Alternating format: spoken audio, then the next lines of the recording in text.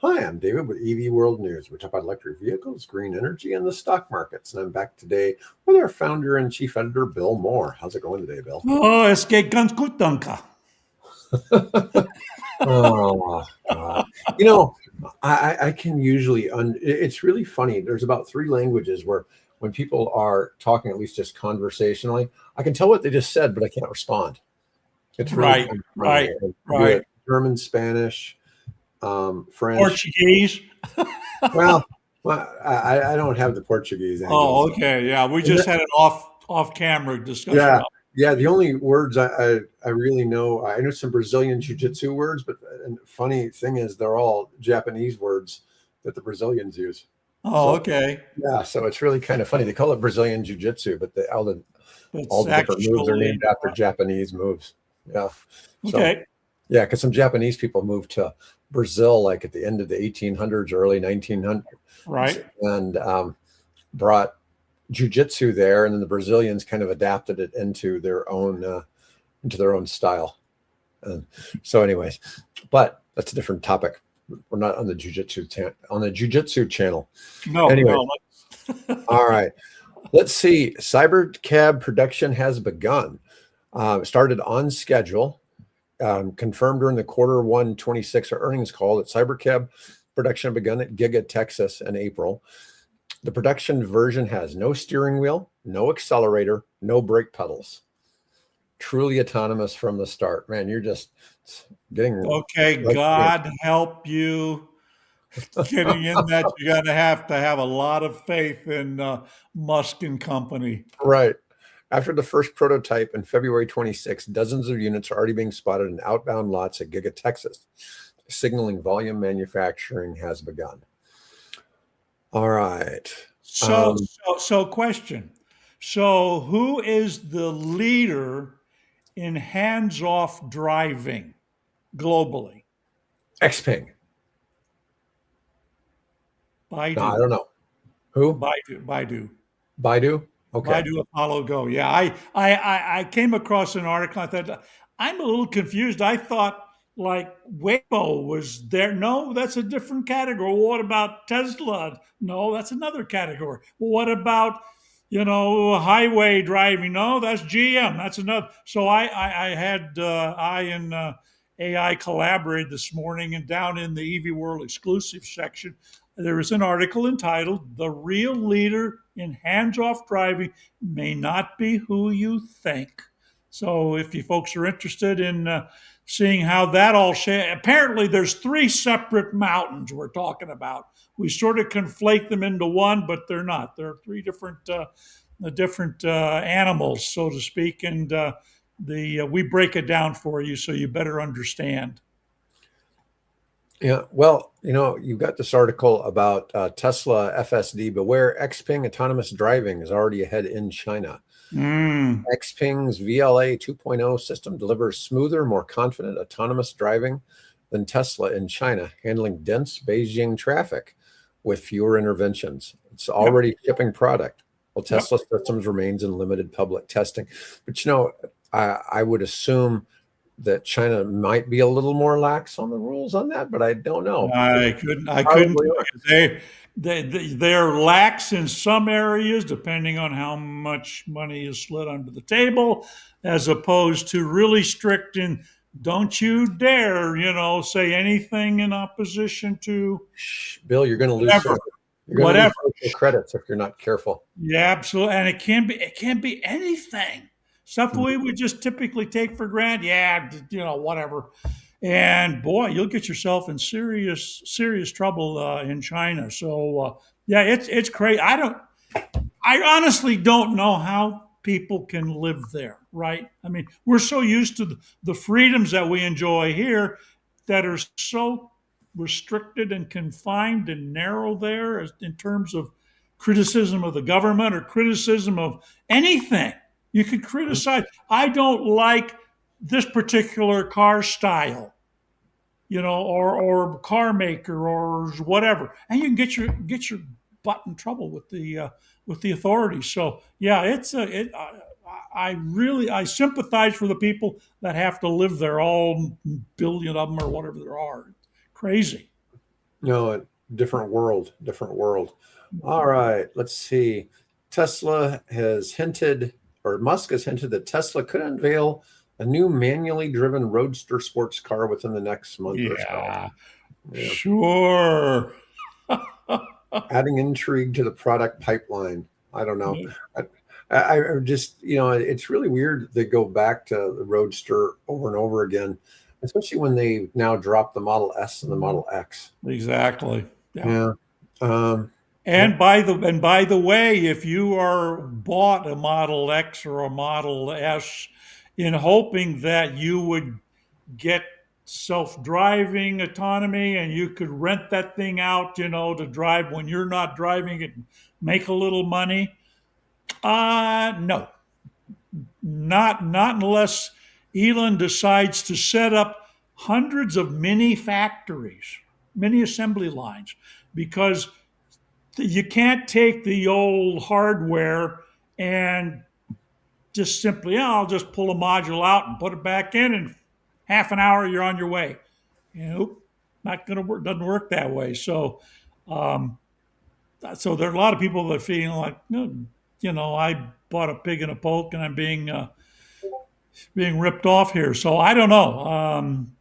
It's a good thing, Dave, that you're waiting till you make sure the car is hardware 4, because you Mhm. own a hardware 3, forget it. Doesn't have enough memory to process the data or the cameras to handle it. Well, you know what's funny about that? Like one of my friends has one of the original Model 3s that you could get in Nebraska anyways. Right. And I mean, he got it with FSD, whatever version that is, but it has, no issues getting around. It's still, it's not as advanced as that Cybertruck you were talking about, All right. but it's still, at least for highway driving, I mean, it's Oh, yeah. Yeah. ridiculously easy. I mean, you don't have to do anything. Um, and it has the older tech, we don't necessarily have to be paying attention. Whereas newer tech, you have to. I've had some friends complain that have bought newer Teslas and, like the 220, the 25 model and 26 model, Hmm. you have to be looking, ahead all the time and check to see where your eyes are. Yeah. In fact, that's what Ron was telling me about the Cybertruck. Has that feature, but apparently, the most recent update or something, it's not quite as strict in what it allows you to, not have to always Well, be looking at it or whatever. So I don't know. Again, I've not ridden in it. I just heard him describing it. I want to talk a little bit about the SpaceX IPO. So there's going to be unprecedented retail access, meaning retail investors that aren't institutions are going to get a much bigger chunk of the shares. So normally retail investors are only able to buy like 5 to 10% of the shares in an Right. The IPO. rest goes to the big companies. Yeah. And in this case, they're allowing 30% of the shares to go to private individuals, which Okay. is much larger. They're raising $75 billion at a $1.75 trillion valuation. That's really pretty small chunk of the company for that IPO. Yeah. Yeah. Let's see. By the way, there is a video that just came out, I think, the last day or so I watched, Mhm. where they're saying that there's a big crash coming for it. And they're looking at maybe, if you're lucky, $50 a share or less. We'll see. We'll see. Well, I don't Yep. know what their starting price is supposed to be. Well, right now they said they're at what, 380, something like that. Okay. Yeah, I hadn't actually looked at it, what And it this was. is just referring to Tesla. This isn't the SpaceX IPO. Oh, Tesla, you mean? Yeah, it's Yeah. just Tesla. Yeah. You hear people say that all the time, and people have been betting against Tesla for years, and Yeah. look where it's gotten them. Hasn't done Exactly. well for them, right? I put it on there just to alert people that there are fanboys of Tesla, that Tesla can do nothing wrong, and there are others that said Tesla's, about to crash. It's been about to crash for the last 10 years. So, you Mhm. know, All right, let's see. Lucid makes a triple announcement: new CEO, new funding, new robotaxis. So Silvio Napoli, a former Schindler Group Chairman and CEO, has been named the new CEO, bringing manufacturing excellence and operational scaling experience. They've had a funding surge. They've raised an additional 1.05 billion, which includes the $500 million from Uber, which is also up from 300 million to 500 million, and 550 million from Saudi Arabia's PIF and convertible preferred stock, plus $300 million public offering. And Robotaxi, their partnership expanded from 20 to 35,000 Lucid Gravity and Midsize Robotaxis globally. Employee test drives with Nuro's level 4 autonomy already underway. It was interesting. Yesterday, I was having an AI chat with how to structure an American sovereign wealth fund. And one of the challenges is, where does the money come from? So, like, if the U.S. took a position in Intel and NVIDIA under the CHIPS Act, right? Right. But where does this become a thing? And my thought was, well, why don't we look at when companies have gotten federal grants? So if a company's gotten federal grants over some, say, $5 million, okay, and they have ballooned to a $1 billion market cap because of that, or in some cases bigger, and then there might be some tiers, the federal government would dilute the shareholders and get 5% ownership of that company that it had previously invested grants in. Right. Okay, because then because the problem is all these billions of dollars of grants go out, but we the taxpayers, we may get benefit if something comes to market. You look at like vaccines. Moderna Right. got all kinds of vaccines and shot up to 190 billion valuation. The government should have been able to capitalize something on what they invested in Moderna Right. to offset some of that. But this was kind of my theory without direct investment. Yeah. How do you though prevent the trend towards nationalization? That would be my concern, is that something happens, the government decides to you okay? No, my Sorry. throat is scratchy. Yeah. Oh I don't know God. what's up there. But how do you prevent some type of I mean, many times at these loans, like the loans to Tesla, those things got paid back quickly, right? Or at least we're told they were paid back quickly. Right. So how do you prevent the sort of erosion in general, more and more, nationalization of independent businesses? Well, I think for starters, it's going to cap out at 10%. Okay. And so I think that's so it's never going to take like an ownership position like you do in China, where China may Oh own yeah. all the big Yeah. companies. Okay. So we're not talking about that in particular. Now, I would say that maybe the Treasury Secretary should have some kind of options to be able to do, maybe go from 10% maybe all the way to 20% at some point, but then the Treasury has to actually pay for those options. Right. Okay, Right. so there would have to be, it would still be more like buying it in the market. Okay, but the basic part would, the 5% to 10%, which would be based on how large that company grew. So you're not really diluting the shareholders in a massive way, would come from.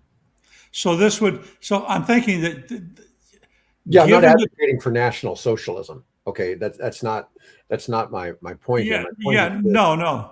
It's just, what prevents a particular change of administration, where right now, for example, we just found out that Trump administration just bought off two more offshore wind projects, right? So they did Mhm, the one for Total Energies, and now apparently there's two more that they have bought off to delay or cancel or sell mhm. back, whatever it was, their offshore leases and things. So how do this be administered by more of a Fed type body that's sort of independent of, quote, independent of the political persuasion and drift of a particular administration, be it right or left?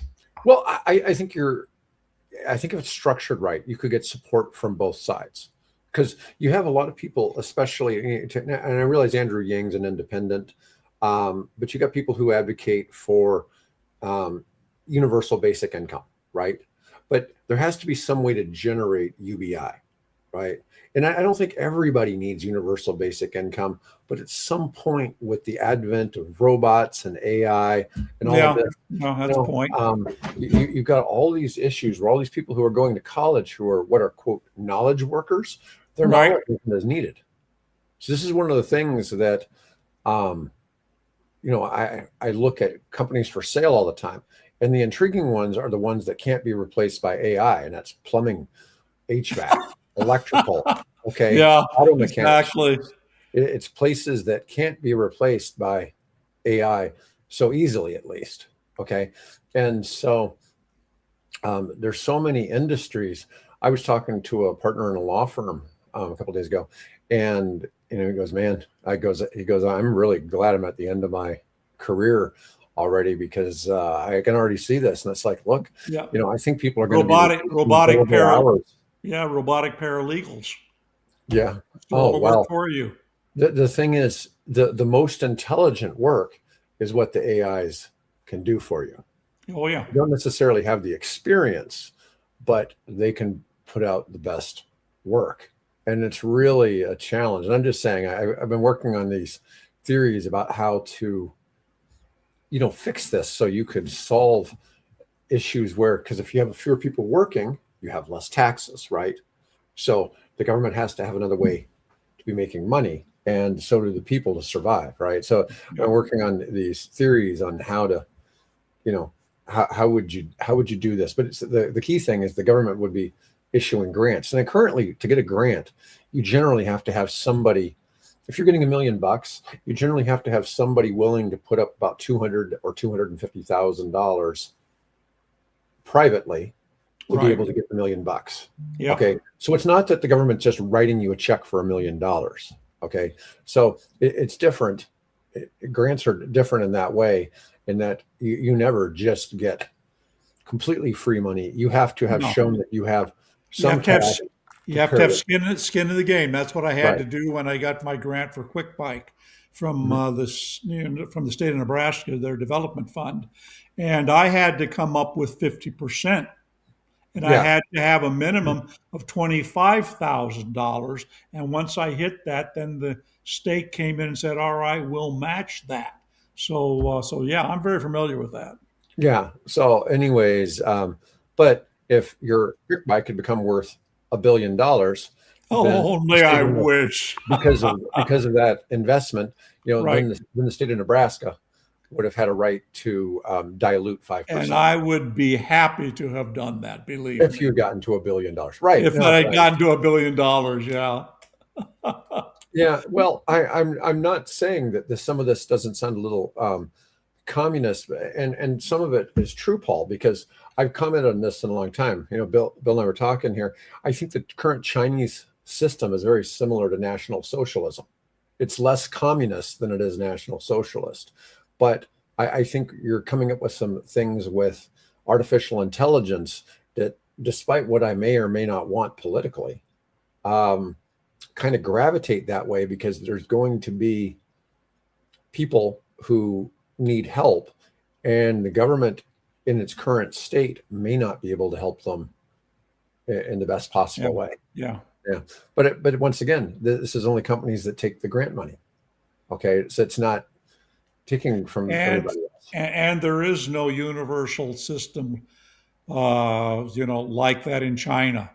They're having a problem right now where the economy has retreated so much for numerous factors that many of the people that had immigrated, the rural communities that had immigrated to the coast Hmm. to work in the factories and things, the apples and the phones and all that, they are now in droves moving back home. In fact, there was a recent video showing, the train stations just jam packed with people, these workers, migrant workers, going back home because there's no work. And I understand that there are at least three car companies. I think Mitsubishi. Who was the other? Possibly Honda. I don't remember now, but there's three car manufacturers that were joint development projects there that have shut down in China. So you've got those workers out of work. So things are changing fairly rapidly, and there is no state supported universal income kind of a thing for them. In fact, there's very little even in the way of healthcare systems and things for them. They actually having full hospitals, but the hospitals are collapsing. And, Hmm.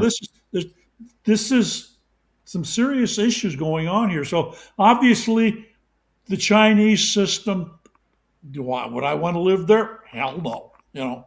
I'll visit. It's an interesting place to visit, but I wouldn't want to live there. This is the far better place to be than over there right now. Yeah. Yeah. And I have ideas, Paul, also with like healthcare, but my healthcare ideas would not go over real well here in the United States because in order to get free healthcare in the United States, you have to take care of yourself. You wouldn't be allowed to drink, you wouldn't be allowed to smoke cigarettes. There's a whole lot of things that you wouldn't be allowed to do under my rules or be overweight. You have, and Uh, yeah, I'm just saying there's all these things. It's like, hey, if you cut out all of these things, you can reduce healthcare costs by 75, 80% yeah. without What's the percentage of people that are overweight in America?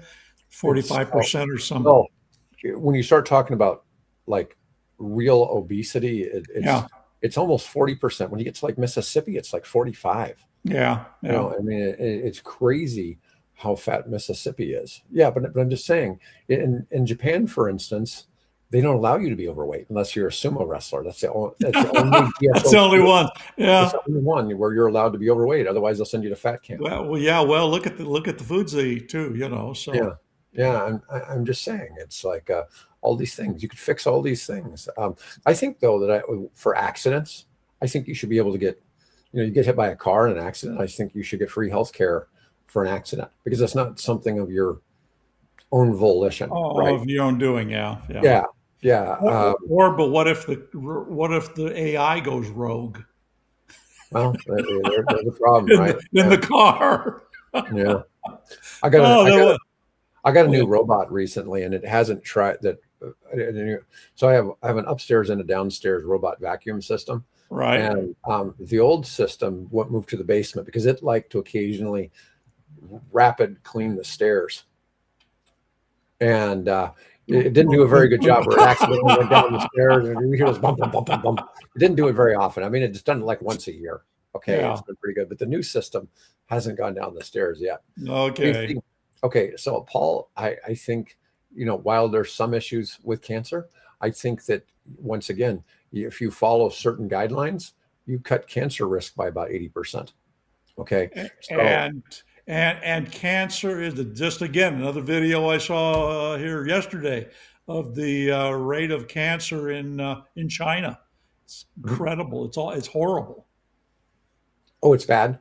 Yeah, but Oh yeah, it's smoking very is really bad. prevalent in China. Well, that and just the lousy air quality and the lousy environmental rules that Yeah, they and enacted or alcohol haven't consumption. enacted. What's really interesting is in Arab countries where they practice strict Islam, Absence. Yeah.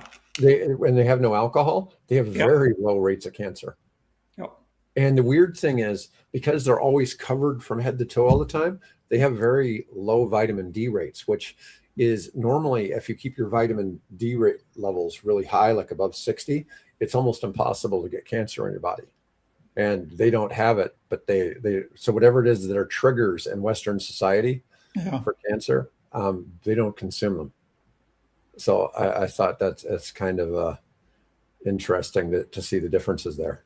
But anyways, that's not really part of Hey, maybe yeah, but no, God forbid we ever go off topic. yeah. While we're on the subject of China, I just watched a brilliant video today on the Beijing Auto Show, Mhm. and it halfway funny, halfway, because we're thinking. There's a story I posted yesterday about how great China is and all these how far advanced their technology is, and this particular video takes a look and says there is no creativity in China. Every car there in that show, and there were 1,415, I think, some number like that, cars on display in the auto show there in Beijing, and they all looked like their daddy was Porsche. Yeah. In fact, this is the comment that the guy that was narrating the thing and interviewing people, he was interviewing various They should have bloggers called and it the things like Porsche that. knockoff show. What's that? They should have called it the Porsche knockoff show. Yeah, I think. Well, it was the name of the show was the channel is China Observer, but yeah, all the cars they just look like they're all Porsche Cayennes, you know. Mhm. And he said now what's happened is as a result of that, all of the top they were lamenting the fact that all of the top Western brands are no Mhm. longer at the show. In fact, Tesla never does the show. Hmm. In the 5 years or whatever Tesla's been there, they've never done the show yet. They still have great sales. So they're saying now what's happened is they've kind of run the gamut of all the Porsches they can copy. Now they're focused on Mercedes, or I'm sorry, on Rolls Royce.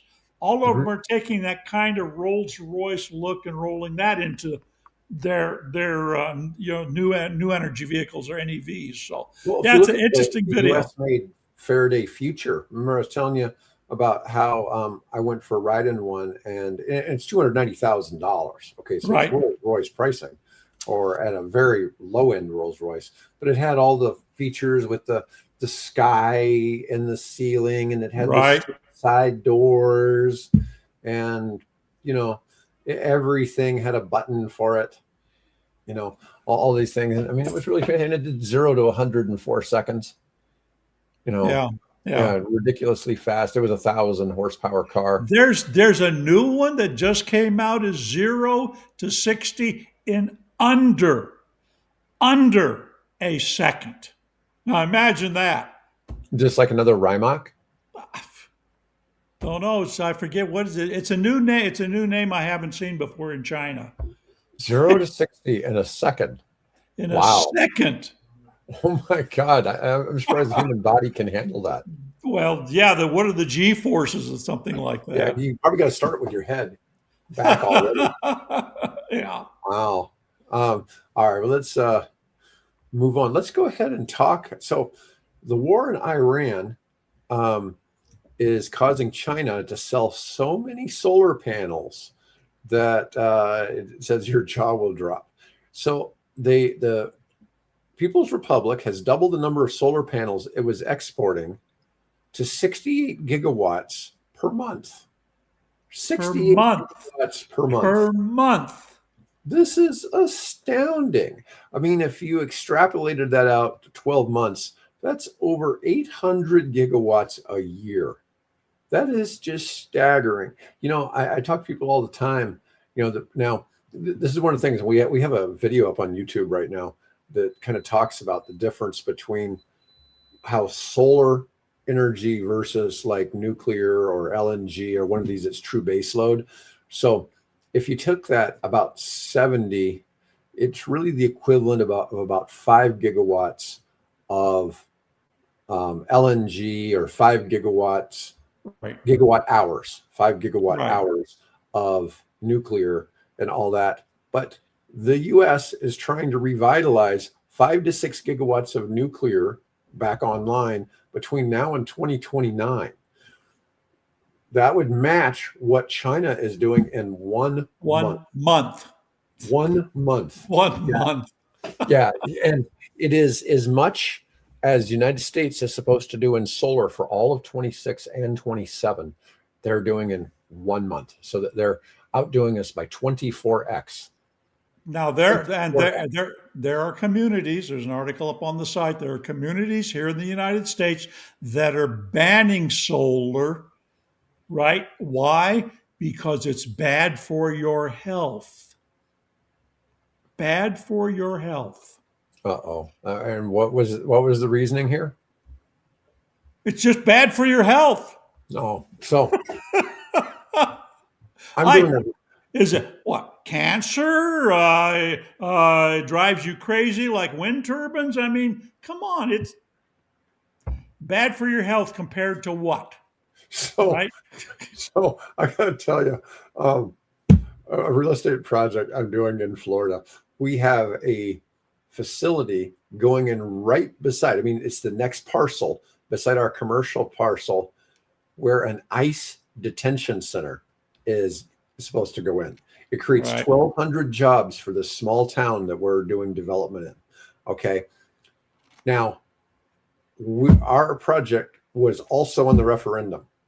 And there was my partner down there. He sent me videos of some of these people who got up. There was now outside 1,000 people showed up. They said almost 10% of them were from Florida. The rest came from other states to protest. Oh, interesting. Meeting. Yeah, there was like 900 people bussed in from other places. Now protesting the ICE center. The ICE detention center. Right. Not our development. Okay. Right. But it was funny because somebody got up and said that she doesn't want the ICE development center, or they call it the ICE concentration camp. Everybody used the term concentration camp. Absolutely. Okay? Yep. Yeah. So anyway, I would too. Yeah. They used the term concentration camp, and they said it was going to hurt. They felt it was going to hurt the water quality in the town. Now, I don't know how filthy these detainees must be to be hurting the water quality in the town. But that one was pretty funny. But the best part was one of the ladies got up and said, "We want more projects like my project. Please vote yes to that. We love those people. Right. Vote no to the concentration camp." And it was just so funny because we were getting praised, and we're like, we're trying to do a housing development that we're waiting on.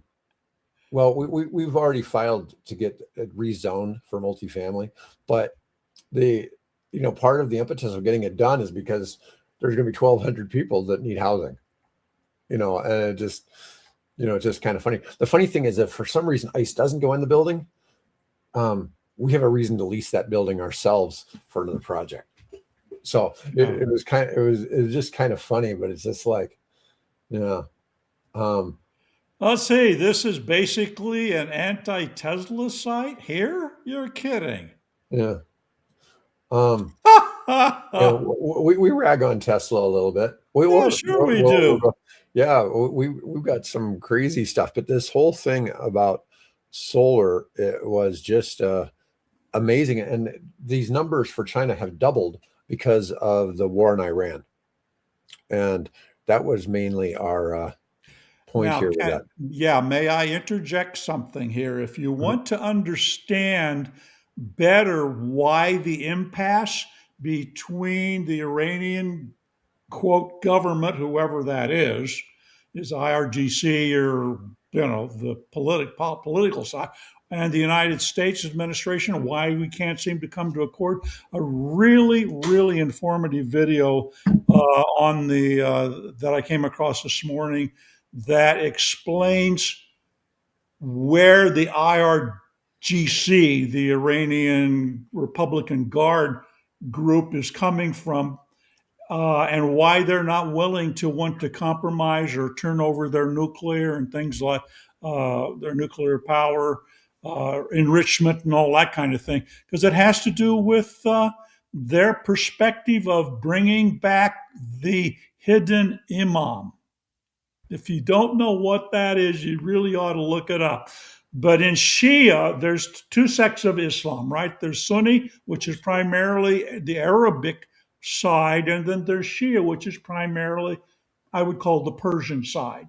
And the Shia have this idea that there is they had these 12, we would call them, in the West, we'd probably call them apostles, right? Or popes, or whatever you'd want to say. And then on the Shia side, they have these imams, which are these, brilliant, God inspired, God endowed, Allah inspired, leaders. And all of the first 11 were imprisoned and killed by the various states over the last centuries. So the last imam was hidden by God somewhere or another, and that once he comes back, then we will have a new resurgent age of enlightenment. I used to belong to a Christian millennial group, and it's this kind of a similar thing. The world, evil will be perish and everybody will live happy lives and things like that. Very similar to the millennial view that you'd have on the Christian side, they have on the Islamic side. But the only way we can get him to come is to create a world of chaos. And they don't want to give up their nuclear enrichment to have the bombs, because the goal of the IRGC is to be the nucleus of this force that marches on Jerusalem and destroys the evil around Jerusalem and takes it back for Allah, right? So anyway, you want to it really insightful young woman did this video, goes into how all this works together, and says don't expect to get any kind of agreement out of whoever is running the IRGC right now, because they don't want an accord. They want to bring back the hidden imam, right, and have him. And by the way, interestingly enough, when the hidden imam comes back, he's also going to come back with Jesus. Because Jesus is one of the of the hallowed prophets, right?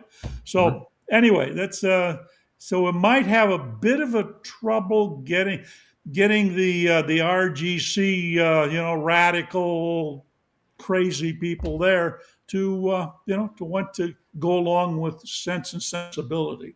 Anyway, maybe the RGC believes this is their Armageddon. Actually, they do. You're right, spot on. Yep. Yeah. And Owen said, is his name Grok? Yeah, I know people who are super crazy about Grok. Yeah, they'd be more like Claude's Jesus than ChatGPT.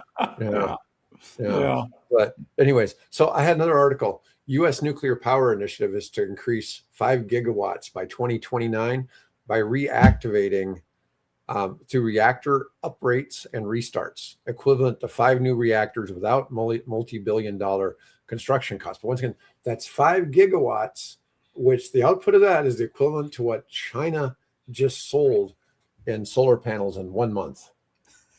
Yeah. I mean, it's really wild, the difference here. The United States is missing the boat on some important topics. But yeah, I just wanted to mention that. Let's see. Africa exports to Africa are up 176%, with 55 countries hitting all-time highs as nations scramble for oil alternatives amid the energy crisis. Let's see here. I want to talk about that BYD. So this one's kind of wild. The FBI raided Lancaster, California City Hall and officials' homes, investigating possible bribery or improper campaign funding tied to decisions benefiting BYD's electric bus factory in California. National security angle. The case sits at an intersection of local politics, U.S.-China EV rivalry, and rising national security concerns over Chinese-made electric vehicles. BYD spent $1.7 million plus lobbying state officials since 2014. $1.7 million in 12 years. That's a drop in the bucket. That's nothing. That's like $12,000. But we're talking Lancaster, and we're talking 2 people. So Yeah, but I was going to say, but you could spend that just taking people out to eat. If you without really that much trouble. Right. Okay? No charges yet. Investigation ongoing with no charges filed, but scrutiny on the decade-long partnership that brought Chinese EV manufacturing to California. Not many people know that BYD makes buses in California. Exactly. It's the only Chinese-owned automobile manufacturing plant, and in this case happens to be buses, not cars, in the United States. So it's been here, and it's been here for quite a while. The United States does not quantify saving a pilot mathematically. Considering we lost, a couple of C-130s, a couple of helicopters, and other things like that, they really don't care. It was just a matter of, let's get that guy. And the United States is committed to that kind of thing, and it makes it, if you're an American service member, it's a good feeling to know the United States isn't ever going to let you down. In World War II, the Japanese had no program for ever rescuing their downed pilots. When their pilots got shot down in the ocean, they died That's at it. sea. That's it. Yeah. You get Unless they you. went down right beside a Japanese ship, they weren't getting picked up. Yeah. Whereas the United States had the PBYs going everywhere looking for downed pilots constantly.